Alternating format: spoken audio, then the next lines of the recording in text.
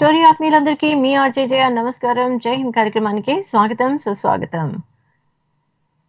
A very warm welcome to Jai Hind, and the time now in Hong Kong is 28.9 degrees Celsius and humidity here is 82% and UV intensity is 0.4. Vice versa in Hyderabad, the temperature is 27 degrees centigrade, humidity is 85% and the weather is foggy there. The time now in Hong Kong is evening 7:03 p.m. and in Hyderabad it is 4:30 p.m. So friends, ఈ రోజు ఆత్మీయులందరికీ మనకు ఒక ముఖ్య అతిథి ఉన్నారు. నా ముఖ్య అతిథి పేరు కర్నల్ రవి శంకర్ ప్రసాద్ గారు. వారు మనతో పాటు ఈ రోజు మన టోరీ స్టూడియోలో ఉన్నారు. వారితోటి మనం ఈరోజు మాట్లాడుతూ ఆర్మీలో వారు చేసిన సేవల గురించి, మన ఇండియన్ ఆర్మీ గురించి మరికొన్ని విషయాలు అడిగి తెలుసుకుందాం. ముందుగా మనం వారిని ఆహ్వానిద్దాం. Today from our Hyderabad studios we have Colonel Ravi Shankar Prasad ji along with us, and we shall talk to him about his career in the armed forces and his passion and about the services being rendered by Indian Army. So let's welcome our guest today. A very warm welcome, sir. Welcome to Jai Hind on Tori Radio. Thank you, madam. Jai Hind to all my friends and listeners who are listening. And I am thankful to Telugu One radio channel to have invited me so that I am able to speak to my countrymen and the soldiers. Thank you, sir. We shall begin our program with our national song Vande Mataram, so please stay tuned with us. మనందరం ఇప్పుడు మన జాతీయ గేయం తోటి కార్యక్రమాన్ని ప్రారంభిద్దాం. ముందుగా వందే మాతరం వీలైతే మీరు కూడా కలిసి ఆలపించండి. వందే మాతరం వందే మాతరం సుజలాం సుఫలాం మలయజ శీతలాం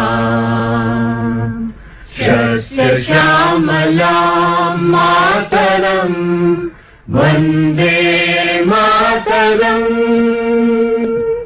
శుభ్రజ్యోత్స్నా పులకితయామినీం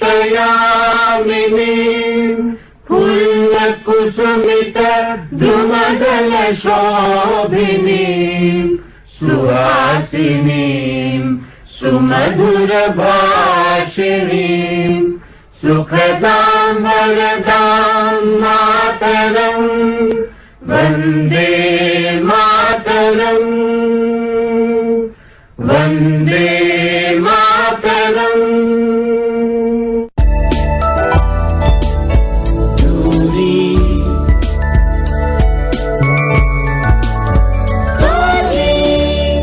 తెలుగువారి ఆత్మీయ వారధి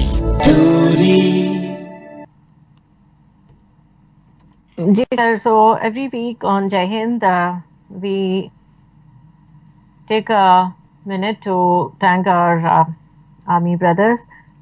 So in a way we want to wish them good health, and we wish them a very happy birthday, since they would be in duty and they would not get time to celebrate their birthday. They may not even think of celebrating the birthday actually, and also their families who are celebrating their birthdays during these days, they may not be having their dear ones along with them. So we take this opportunity to wish our Army brothers a very happy birthday and long life to them, and also their family members who are celebrating birthdays this week. So we request you also to kindly wish them a very happy birthday, and we'll play a small Sanskrit song for them. From my side also, I extend my very happy birthday to all soldiers and countrymen whose birthday falls today and in coming 1 week. Maybe you stay blessed and have a brighter next year. Ji sir, thank you. I'll play a small Sanskrit song wishing them a good health and prosperous life ahead. Here's the song. Nadinamidam ay priya sakhe janmadinamidam ay priya sakhe shantanotu te sarvada mudam shantanotu te sarvada mudam prathayamani bhava प्रार्थयामहे भवशतायुषी ईश्वर सदा त्वां च रक्षतु ईश्वर सदा त्वां च रक्षतु पुण्यकर्मणा कीर्तिमर्जय पुण्यकर्मणा कीर्तिमर्जय जीवनं तव भवतु सार्थकम् जीवनं तव भवतु सार्थकम् जन्मदिनमिदम् अयि प्रिय सखे जन्मदिनमिदम् अयि प्रिय सखे शन्तनोतु ते सर्वदा मुदम् शन्तनोतु ते सर्वदा मुदम् सर्वदा मुदम् सर्वदा. जी सर, इसका मीनिंग था, O dear friend, may this birthday bring auspiciousness and joy to you forever. Indeed, we all pray for your long life. May the Lord always protect you. By noble deeds may you attain fame and may your life be fulfilled. ये इसका meaning था इस संस्कृत गीत का. हम ये मानते हैं कि फौजी भाइयों का कोई भाषा का सीमा नहीं होता है, इसलिए हम सबकी भाषा में जो सूत्र भाषा है, संस्कृत भाषा, उसी भाषा में ये गीत सुनाया गया है. And ji sir, how was your day? Day was good, madam. अब usually weekends में क्या करते हैं? Usually, you know, I retired in the year 2012. Thereafter, I am generally leading a retired life. Happy So, you. meeting friends and, you know, going out with my wife and, you know, doing a bit of physical fitness like gym and, you know, some games, etc. So, that has been my routine. Okay. और आपने army कैसे क्यों join किया? मतलब was there anything, was it within your family या फिर आपने खुद में वो जोश थी कि हमें कुछ करना है और इसलिए आपने आर्मी ज्वाइन किया? कैसे ज्वाइन होना हुआ? Yes, actually, in the family we had my uncle, you know, in the armed forces. Okay. He had joined in the year 1962 after the Chinese War. Oh. And that was, I was very small. I was born in 1958.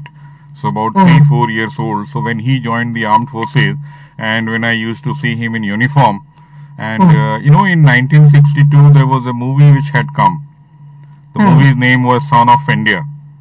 Ji. And there was one song in Hindi, Nanna Munna Rai Hoon, Desh Ka Sipahi Hoon, ji. Mere Sang Jai Hind Bolo, or something like that.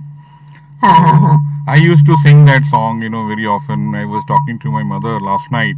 She told me, ki every time you will be singing this song and all these things. So gradually they started getting built up and all. So in between when you are studying, you are not very sure what kind of job you will do. I belong to a place called Patna, which is the capital of Bihar. So out there in my family and in my friends and all these things, most of the people joined some service, you know, armed forces or police or something like that. You know, they generally don't go in for business or this kind of thing. अच्छा. So I had, you know, the option ready for me to join the armed forces, and I waited patiently. And we have a, you know, exam being conducted by Union Public Service Commission. That is Combined Defense Services exam. So I wrote that exam and cleared the necessary formalities. And thereafter I joined Indian Military Academy in Dehradun. That was in 1980. Okay. So out there, if you go as this thing, you have 18 months training curriculum. So 18 months after the training, you are commissioned as second lieutenant. That time it was second lieutenant. Now it is lieutenant. That second lieutenant appointment has been, you know, generally not there now. So I was, while undergoing training in the Indian Military Academy, I got fascinated towards tanks, armored. Tanks. Yeah. Okay. So tanks. So the tanks unit is called Armoured Corps. So I applied for that this thing in the choice of arms application, Okay. and I was given 82 Armored Regiment. So, and after a few years, there was a new raising called 48 Armored Regiment. So I joined there. Rather, got posted there. Okay. And thereafter, it was dream come true for me. Working in the army, and it is a very challenging job for the officers as well as soldiers. It is not easy. Like you have to develop a lot of leadership qualities. Yes. When you come back to civil, you see that how difficult it is to motivate people to do the job of the organization. Yes. At every stage, we see people working with you as colleague or subordinates, but very difficult. But out there, the tradition has been there in armed forces, so that the soldiers always follow the officers and leaders. And after my 32 years of service in the army, I was thinking about this thing, that what is the single most reason which by which the soldiers obey the orders of officers. It is leadership by example. What is that format actually? Why should they obey the orders? Yeah, it is leadership by example. That as officers, we have to set this thing that I am the leader, and whatever job we'll do it together, and I'll be the first one to do. So that makes a lot of difference. Like the other day I was talking to one of my friends who is an officer in civil. I said, "Ki tomorrow beneath your building on the street, suppose firing is going on between two groups of people. So you are also a leader here. You also have a team to lead and all these things. So how many subordinates of you, if you tell them come with me on the street, will go and stop that two groups of people fighting together?" He was quite hesitant. He said, "I'm not sure how many people will go."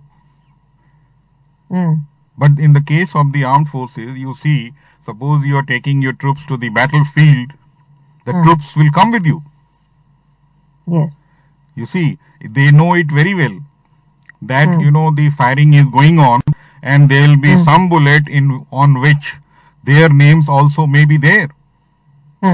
They may get killed or may not get killed. They may survive also, but that's just a matter of chance. Because every individual, you see, has got only one life, and that life also he is giving for the nation. So there must be some worthwhile reason. And I want to request all my civilian friends, please become a reason for that soldier so that he is able to give his life. Please nurture your conduct, your characteristics in such a manner that the soldier feels pride in giving his life for you, the only life which he has got. Please don't become a soldier by which he is thinking that he is wasting his life for people like you. So my request to all the countrymen, become a person for whom the soldier feels proud to give his life. Yes. Yes. That's very true. As you said, on streets, if there is a situation and somebody takes an initiative to help or to take charge of that situation, we really can't count on how many people would support that person. Whereas, as you said, in an organized setup, when you are leading a troop and you command them, you give them orders to do something, they will definitely follow you. So you know that there are 20 men, 30 men behind you that will obey your instructions to do the task. That's very true. And how should this be streamlined? We'll talk about it in a minute, but before that, I would like to come back to your joining the armed forces. As you said, it was your uncle who joined the armed forces. When you chose to join, was how was your family's response to it? Your parents and your siblings? You see, my father was in Bihar Civil Service, Acha. and the setup at my family was that we had a joint family. My grandfather was also there. He was postmaster of Patna GPO, and he was a person who motivated me quite a lot to join the armed forces, because I was, that time, telephone and mobiles, etc., were not there. Nothing was there, yeah. So, and you hear about things that training is very tough. There is a lot of running around here and there and all. But when you actually join and when you see the things on ground, you get slightly, this thing surprised that I have to do this much. The fact remains that very soon you come to this thing that after all, this training is for your betterment only. This training will bring out the person, the toughest person in you, so that you are not able to break mentally and physically during the war. Coming back to my family, we were two brothers and two sisters, so I was the eldest. Okay. And thereafter, once I decided to join, I went there. My younger brother couldn't get opportunity to join because, my father told him that you hang around us only, so that, both the sons are not away from them. So he is working in civil only in Patna. Acha. And with the family's backup and with my grandfather's blessings, I was able to join, and thereafter there was no looking back. Place to place I got posted, sometimes in the unit, sometimes on staff, sometimes on instructional appointment. And of course, the Mecca of armed forces posting is Jammu and Kashmir. Yeah. Every officer and soldier looks forward to getting posted in Jammu and Kashmir because of the action there. When you go there, you find that, how much close you are to death. There is so much of disturbance, so much of militancy. Thanks to the government's efforts, the things are coming back to normalcy because of the government and also our present Chief General Rawat. But the fact remains, the situation out there is very, very tense. Across the borders, you see people, helping people, so that divisive forces are very active in Jammu and Kashmir. Yes. And the soldier's life is also, very unprotected, very this thing. But you feel sad at times that, soldiers, you must have seen on TV and all these things, the cases of stone pelting. Yes. People across the border have been spending money giving to the stone pelters. I was told they are stone pelters per day are given $1,000 per day. And boot also. And thereafter a lot of this thing, so that they can pelt stones on the security forces. Now the situation in Jammu and Kashmir is very, difficult because, soldiers are not very much accustomed to those kind of, situations. We actually prefer the clean, open battle. In clean, open battle, what happens? That there is one international boundary. And that side is the enemy and this side is our own troops. But in Jammu and Kashmir, in, counterinsurgency area, you don't know who is the enemy, who is the chap who will come and kill you. In Kashmir, because of the weather conditions, people, the local people's ladies and, gents, they put on a dress called firan. It is nothing but, blanket kind of thing which keeps you covered, and your hands are, only hands and eyes are visible. No, hands also hardly visible, and that is so loose that, you can conceal a AK-47 in that. Oh, okay. So, unless they, raise their hands, you will not come to know that they are concealing a AK-47. And out there, what I noticed is that, the youth of this thing, some of the youths, not all, but they have been misguided by various things. Okay. But there are also people, Yes, sir. People like Aurangzeb, the soldier, and there are a lot of people, other people, have been, giving their life for the nation. So that is a very good part of it. But, Yeah. here I will like to blame a bit to the media also. Media, the print media, the, TV media and all these people, they are not painting the correct picture to the country. Okay. So what they are doing is that, they are extrapolating the things which the other party is doing, the militants are doing. They are not showing those kind of those things which are actually nationalistic and patriotic in nature. I don't know, they must be having their own allegiance. But the fact remains that if the media people would have behaved in the correct manner, the country would not have come to this state which is in now. Okay. So, you the mean thing because is of, that, sorry? yeah, sorry. So because pictures are, I mean, the actual situation is not understood and portrayed as it should be, therefore the confusion and chaos is being created there. Yes. Okay. So, but the fact remains that I want to, with the help of your Telugu One channel radio, I want to give a message to the countrymen and also to the soldiers that please don't listen to the negativity. Be positive. We are very sure that the things will improve.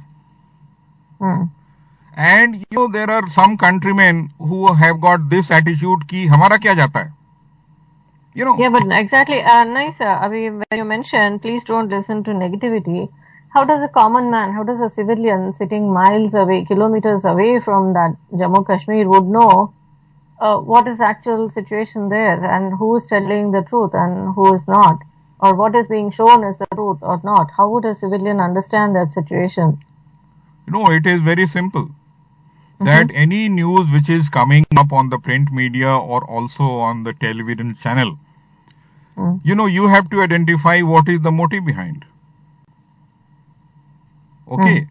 So, and with repeated this thing, if you have been following the print media and the television media, you understand which channel is a nationalistic channel and which channel is supporting the divisive forces. And the fact remains that we have to become positive. If everybody will become negative, the country will be divided into various parts. Like earlier we have seen, in 1947 we were divided into two. And thereafter our neighboring country in 1971 also got divided by two. So it is very easy to divide the country into various parts. But it is very difficult to keep the country together. Yes. So, you see why this thing is happening is because when we got independence in 1947, before that we had 200 years of British rule. The Britishers came from, Britain. When they came, they were not very, much in number. And today when I was listening to Mr. Ajit Doval, he's the National Security Advisor. I, want to support him. His observation is that India is in this state of affairs because only from Indians. Because we Indians, we have not been holding hands of each other at the time of crisis. Britishers came, they have made their own army and they, they divided us in various groups. Like, Punjab, Rajasthan, this way and that way, various caste, creeds and all these things. And they made us fight, against each other. If we would have been united, there was no question that anybody could have ruled the country for 200 years. Now coming back to my point. You see, after 200 years of British rule, we got independence. That independence was the result of the efforts made by, thousands and thousands of people who gave their, blood and life for the country. There were also people, because of, their Satya and Ahimsa and all these things, were also there to contribute. Like here, the pertinent to mention is, Subhash Chandra Bose and his Indian National Army. Indian National Army was worth 60,000 people. In present parlance, it was about 3 to 4 divisions of strength. After the independence, incidentally, one of the, person who was doing research on the subject, you see, at the time of our, 1947, George Clement Attlee was the Prime Minister of Britain. And at his time, India was given independence. So somebody asked him, once he had retired, that, what was the reason which you attribute that you people were forced to give independence to India? His answer was that it was 90% because of the efforts of Subhash Chandra Bose and his Indian National Army. With a bit of 5-10%, by people like Mahatma Gandhi and Jawaharlal Nehru and all these people. But, since there is no unity in our country, when we got independence, the Congress party and Jawaharlal Nehru and all these people, they said that Indian National Army and all their soldiers, they will not be given pension. Okay. And there is this thing letter also, which is there in the archives, stating Jawaharlal Nehru wrote, Clement Attlee, that your war criminal, Subhash Chandra Bose, is, hiding in Soviet Russia. Please get hold of him and do the necessary action. It shows that how much we are divided. Same thing is happening today. People, the leaders of this country, they are fighting with each other for power. Nobody is thinking about the nation. If some people is thinking, the other chap is pulling his leg. So that's very sad state of affairs. And when a soldier and the officers of the armed forces see this kind of condition, they think that for these people we are going to give our life. So, but the fact remains, seeing the situation is not very sad or, you can say negative. We have to look for positivity in the negativity. Yes. And the positivity is that the officer cadre and the soldiers cadre which is there in the armed forces, from their heart, they are very, very highly patriotic and nationalist. No amount of negativity can, deviate their decisions to fight for the country. And I'm very happy that these days, a lot of awakening in the masses of our countrymen is taking place. Yes, sir. So, I would request you to give me a couple of minutes to tell my friends in Telugu. Please, 2 minutes for me, please. Thank you. So, మనం ఈరోజు మాట్లాడుతున్నాం colonel Ravishankar Prasad గారితో. వారితోటి మనం మాట్లాడుతూ Indian army గురించి, మన సైనిక దళం గురించి చాలా విషయాలు ఆయన మనకి స్వాతంత్రం వచ్చినప్పటి నుంచి కొన్ని విషయాలు చెప్పుకుంటూ వస్తున్నారు. ఏ విధంగా మనం ఉండేవాళ్ళము, ఆ తర్వాత మనం ఏ విధంగా బ్రిటిష్ పాలనలోకి వచ్చాము అనే విషయాల్ని తెలియజేస్తూ వస్తున్నారు. ముందుగా అసలు వారి గురించి చెప్పాలి అంటే, వారు 1980లో కంబైన్డ్ డిఫెన్స్ సర్వీసెస్ పరీక్షల ద్వారా ఆర్మీలో చేరటం జరిగింది. అక్కడ డెహ్రాదూన్లో ఆయన శిక్షణ పొంది 18 నెలల శిక్షణ పొందిన తర్వాత 82 ఆర్మర్డ్ రెజిమెంట్ లో, అంటే ట్యాంకులు ఉండే దాంట్లో ఆయన భర్తీ అయ్యారనమాట. సో ఈ 82 ఆర్మర్డ్ రెజిమెంట్ లో తమ సేవలను అందజేస్తూ, భారతదేశంలోని ఇతర ప్రాంతాల్లో కూడా తమ సేవలను అందజేస్తూ వారు 32 సంవత్సరాలు సైనిక దళంలో తమ సేవలను అందజేశాక సెప్టెంబర్ 2012లో ఆయన రిటైర్ అయ్యారనమాట. ఆ తర్వాత నుంచి వారు రిటైర్డ్ లైఫ్లో ఉంటూ మరి తన సోదరులతోటి అంటే సోదరులు అంటే ఆర్మీ వెటరన్స్ తోటి కలిసి వారు మామూలుగా ఇప్పుడు సాధారణ జీవితాన్ని కొనసాగిస్తూ ఉన్నారు. అయితే వారు సేవలు అందజేసేటప్పుడు కొన్ని సందర్భాలని తెలుసుకునే ప్రయత్నంలో ఉన్నాను. మీరు కూడా ఎవరైనా కాల్ చేసి మాట్లాడాలి అంటే తప్పకుండా కాల్ చేయొచ్చు. కాల్ చేయాల్సిన నంబర్స్ యూఎస్ఏ నుంచి అయితే 703-879-6611, యూకే నుంచి 02032878674, ఆస్ట్రేలియా నుంచి 0280068674, అలాగే భారతదేశం నుంచి కాల్ చేయాలి అంటే 9667778674. స్కైప్ చేయొచ్చు. స్కైప్ అయితే Tori.live1. మనతో పాటు ఆత్మీయులు ఉన్నారు, వారితో మాట్లాడదాం. So we have a friend online. Let's talk to them. Hello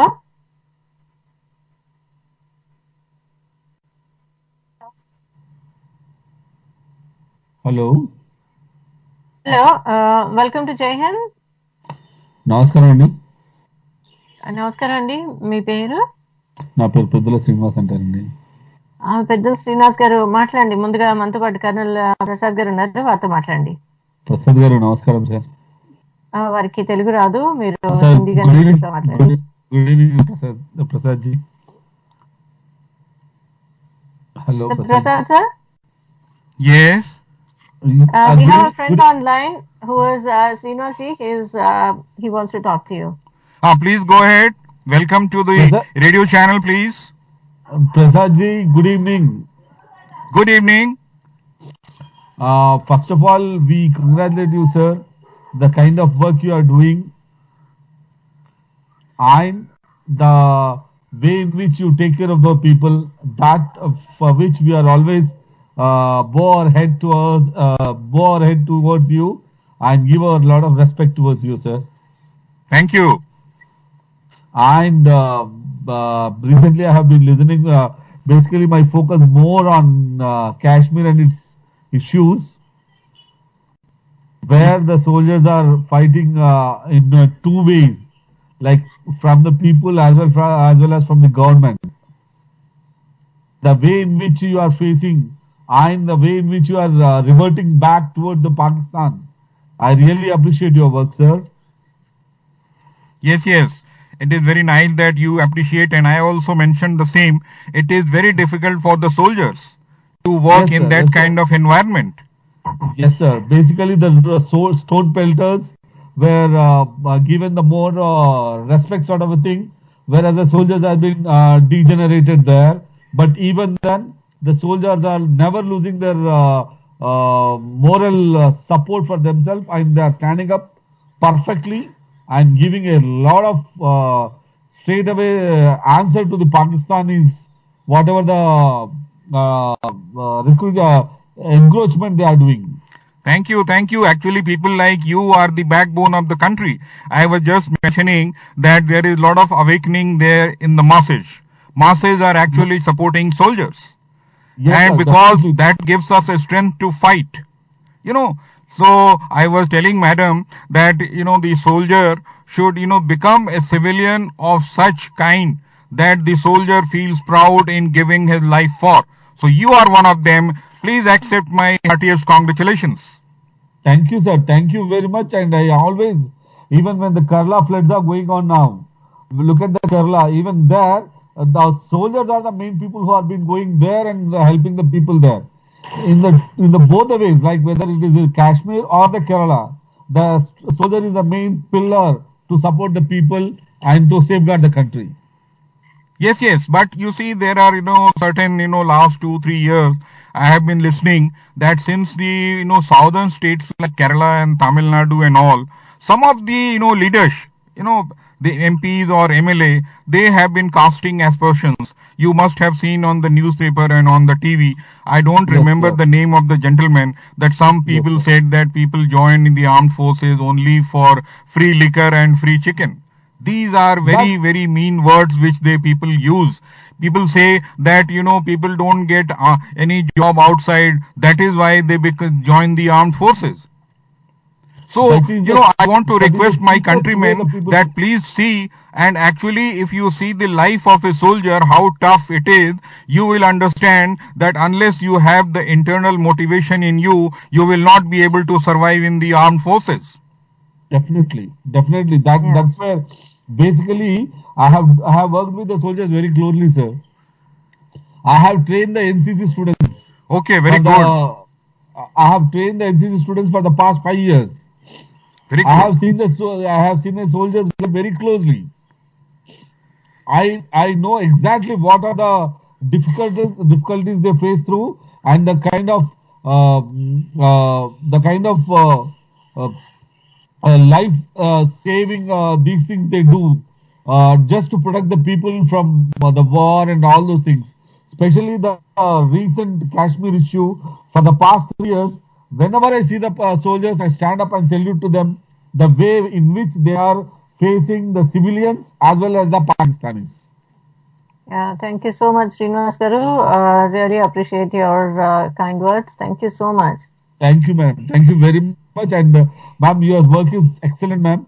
The way in which you speak about the soldiers and their life and the way in which you bring to forward them to the society and the way in which you project them is really appreciable, ma'am. Thank you very much for all your Thank you services, so ma'am. much, Srinivas Garu. Thank you Thank you. so much. Very kind of Thank, you. Thank you so much. Thank you, thank thank you, you. ma'am. Thank you. So that was our friend Srinivas Garu who was listening to us. And coming back to our point, army who's guarding us. A small surprise song for you, sir. We'll first listen to that song, very small song, which is also by our own Defense Services song. So please stay tuned. We'll listen to that song. Who stands guard when a billion Indians dream? When India sleeps, who stays awake?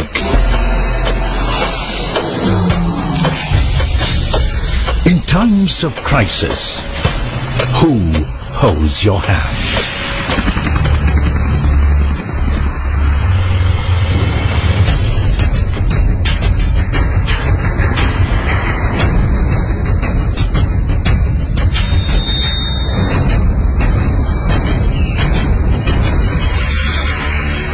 The Indian Army.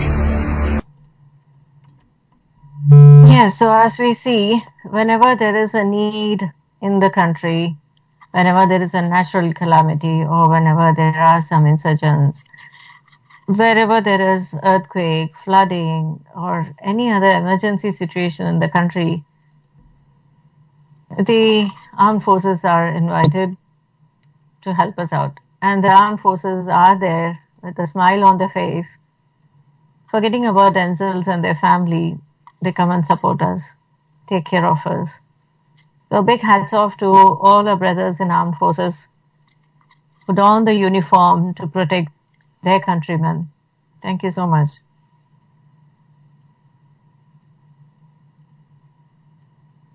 So, Yes, hello? madam. Yes, sir. So we are very thankful for the forces who are there at any point of time when the country needs them. They are there other than serving on the borders. Yes, yes. And as we see in Kerala, as your friend mentioned, yes, in Kerala they are there and they have been working day and night helping people out of their homes and taking them to shelter homes. Yes, yes, that effort is quite commendable on the part of armed forces because there is no other organization in this country which can carry out this kind of task. You see, Okay. all other organizations in this country, people who are there, part of those organizations, like I will not name them, maybe police, maybe anything for that matter. What you will find that they are not so, highly self-motivated. Even if they are self-motivated, their organizational structure is not such that, they can achieve the task in the desired manner. Out here, when you see in Kerala, in flood affected areas, you have to take decisions very fast. Because each minute if you waste, some life is at danger. Yes.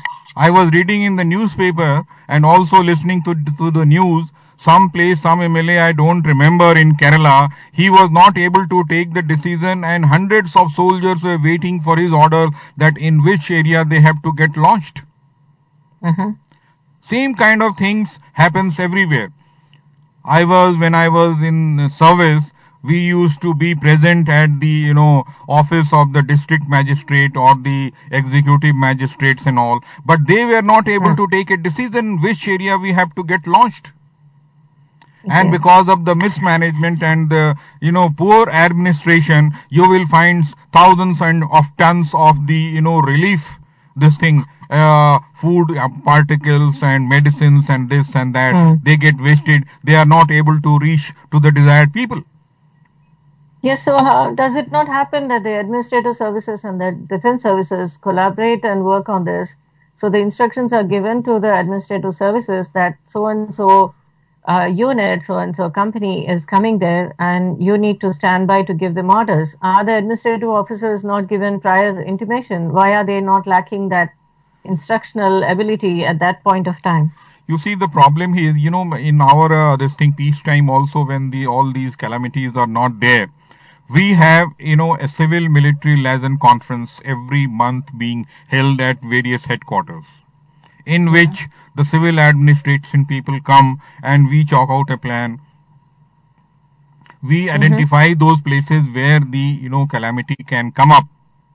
And thereafter you make, plan for that. So these kind of all plans are made. But I remember sometimes, same thing had happened in Odisha. In 1998, there was in Odisha, there was एक बहुत बड़ा तूफान आया था, cyclone.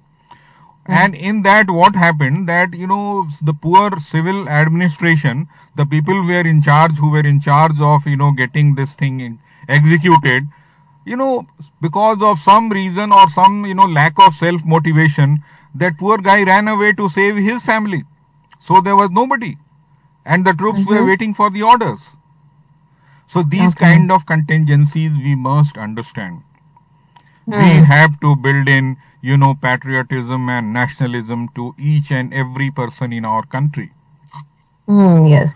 Like So I was on telling Jai you, Hind, many times I did mention that even the administrative services, or for that matter, any leader, any politician who is elected by the public, need to have at least 3 months training of serving for the forces to understand the essence of serving a nation. Yes. You see, in the United States of America and various other, European countries, you have this thing of privates. Private means that every individual, they maintain the record, every individual of the country has to serve in the armed forces for a fixed period of 2 years or 1 year. That's right. Unless he does that, he will not be able to get all the rights of the citizenship. Now we have to implement these kind of things in India also. Yes, very much essential. Unless, So before we have the NCC to some extent, but that's a volunteer organization. And the main job of NCC was to, build in character in the youth of the country. School level, sir. Pardon me. That is only till school level. It does not go beyond that. Yes. Beyond School that, and it college. goes College only also. as a volunteer by the student. If he wants to, he can do it apart from the college life or apart from the university life. But within the education system, it does not go beyond the school level. That has to be brought up to the university level too. Yes, if government says that all government servants, whether they are in the armed forces or anywhere, they have to serve the armed forces for 2 years, the things will change. Okay. And, the first thing is that people should take pride in joining the armed forces. They have to become patriotic. They have to become nationalist. If they will become nationalist, there are various things which at their own level the, countrymen can, contribute. Like for that matter, they can become a good citizen. Yes. Now let's listen to a small song on Indian Army, please. And we'll come back to the discussion. We have another 10 minutes roughly with us, so we'll quickly wind up. And here's a song on Indian Army. From the dense and humid jungles of Arunachal to the barren expanse of the Rann of Kutch, from the beaches of Port Blair to the high-altitude desert in Ladakh, the Indian Army is ever ready, be it war or as the ever-dependable instrument of the state and sustaining national pride. The Indian soldier stands steadfast and strong, knowing that the aspirations of over 1 billion Indians rests on his shoulders. He soldiers on, unrelenting in his pursuit of excellence. The nation expects, the army delivers.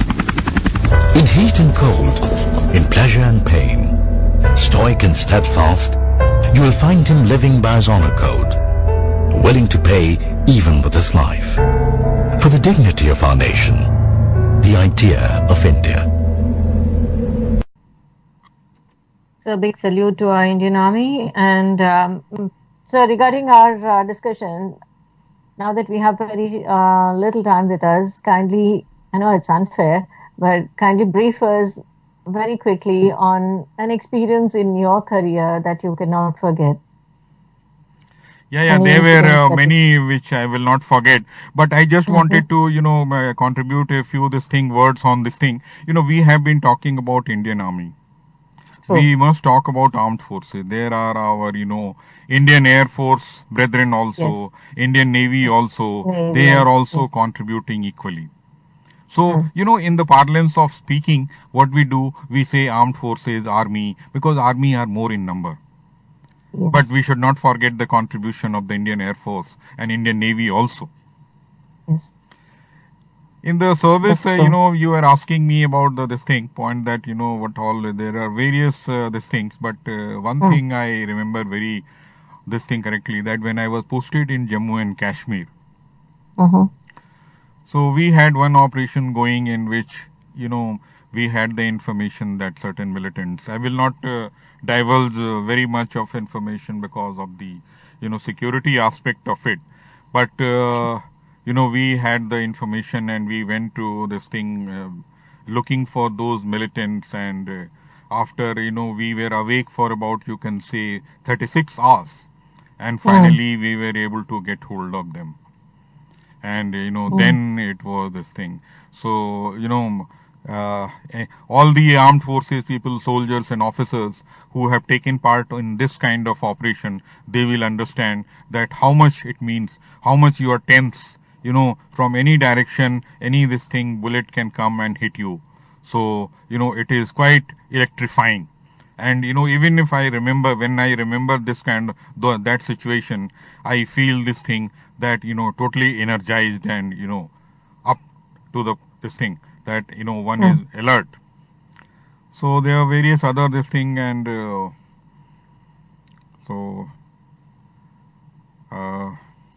another thing was that, when the Kargil war took place, I was posted away from my unit.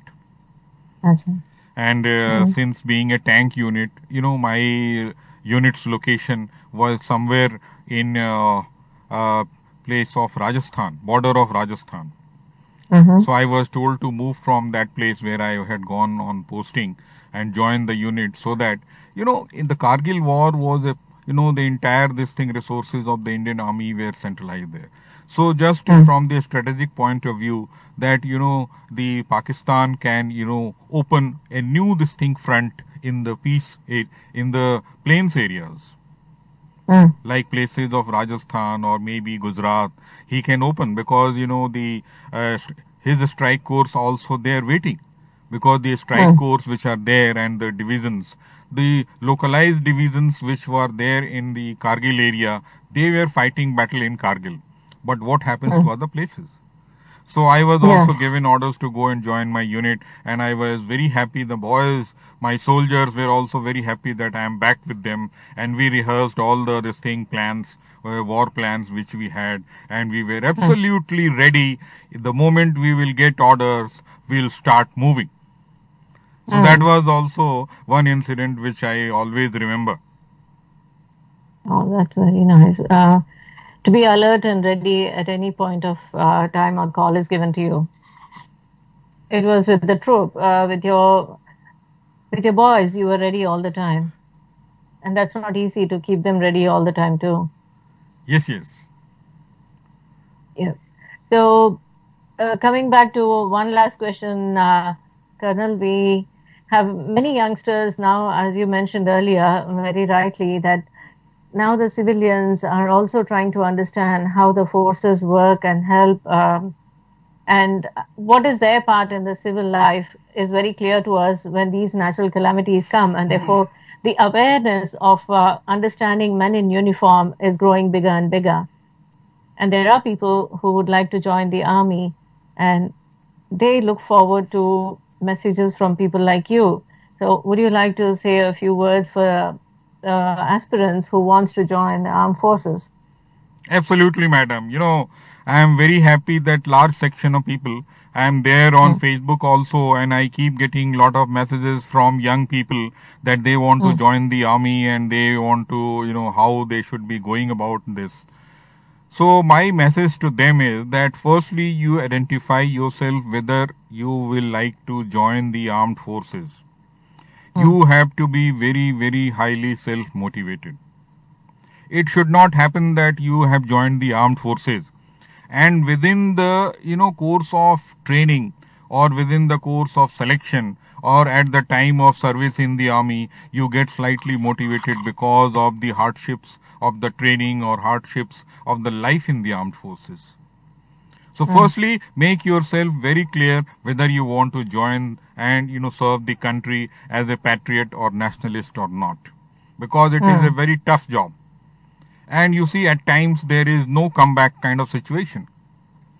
I have seen a lot of people who have, after great difficulty, they have cleared their, written exam, thereafter SSB or the part of training, they have this thing. And at some point of training, they start breaking up. They think that, I shouldn't have joined the armed forces because the life is very tough. Yeah. So this shouldn't happen. For that, you have to make yourself mentally ready right from now. You have to develop, lot of physical fitness. And you have to be physically fit and mentally fit also. Because what I observe after my 32 years in the armed forces, that more than physical fitness, you require mental fitness. Because if you are mentally fit, no amount of hardship can, shake you. That's true. That's true. So, you have to make up my mind. And even if you are not able to join the armed forces, don't get disheartened. Become a good citizen. Like, when the voting is there, you go and vote. When you are on the road, you follow the road rules so that accidents are not take place. The road rage etc. आपने कई बार देखा होगा, एक दूसरे को overtake करने के चक्कर में लोग लड़ाई कर लेते हैं, मारपीट कर लेते हैं. This kind of thing should not happen. Then the another thing is that मैं पहले आपको बता रहा था कि हमारा क्या जाता है ये सोचना. Like you go on the road, you find that some miscreant, some, stupid chap is fighting, some, this thing is, harassing girls or molesting girls or something. You become a silent spectator. This should not happen.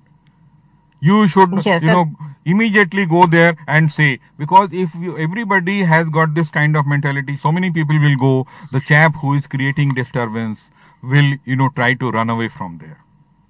True, very true, sir. In those kind Nirvaya of situations, a civilian has to become a soldier and take charge of the situation. Yes. Very well said, sir. Thank you so much. And thank you for being in our studios today and sharing some good words with our good listeners who always look forward to having men in uniform, talking to them. They are all silently listening because it is new for us. We are all civilians and we would like to know our men in uniform very closely, and therefore you give us time on Jai Hind today. Thank you so much. Let's sign off with our national anthem, sir. Please stay with us. మనం ఇప్పుడు మన జాతీయ గీతంతో కార్యక్రమాన్ని ముగించేద్దాం. మనతో పాటు మాట్లాడుతూ ఉన్నారు colonel Ravishankar Prasad గారు. వారు తమ జీవిత అనుభవాల్ని తెలుపుతూ వచ్చారు. సాధారణంగా సామాన్యులు ఏ విధంగా అయితే ప్రవర్తిస్తుంటారో దాన్ని మార్చుకుంటే బాగుంటుంది, మన దేశంలో ఇటువంటి చొరబాటుదారులు కూడా వచ్చే అవకాశం ఉండదు అని అంటున్నారు. మరి మన ఇప్పుడు ఈ కార్యక్రమాన్ని ముగించేద్దాం మన జాతీయ గీతంతో. వీలైతే మీరు కూడా కలిసి ఆలపించండి. Thank you madam. भारत भाग्य विधाता पंजाब सिंधु गुजरात मराठा द्राविड़ उत्कल गंगा विंध्य हिमाचल यमुना गंगा उच्छल जलधि तरंगा तब शुभ नामे जागे तब शुभ आशीष मांगे गाहे तब जय गाथा जन गण मंगल गायक जय हे भारत भाग्य विधाता जय हे जय हे जय हे जय जय जय जय हे. जय Hind. Thank you, Colonel Ravi Shankar Prasad ji, and thank you so much for giving your time. I would like to congratulate you for your services to our nation, and we are very proud of you. I would like to hear you sometime again soon on our Telugu radio. Thank you so much for being with us today. Thank you, madam. Thank you, sir. Jai Hind. Jai Hind. అదేంటి మన colonel Ravishankar Prasad గారితో మాట్లాడాం. వింటున్న ఆత్మీయులందరికీ హృదయపూర్వక ధన్యవాదాలు. అలాగే call చేసిన ప్రజలు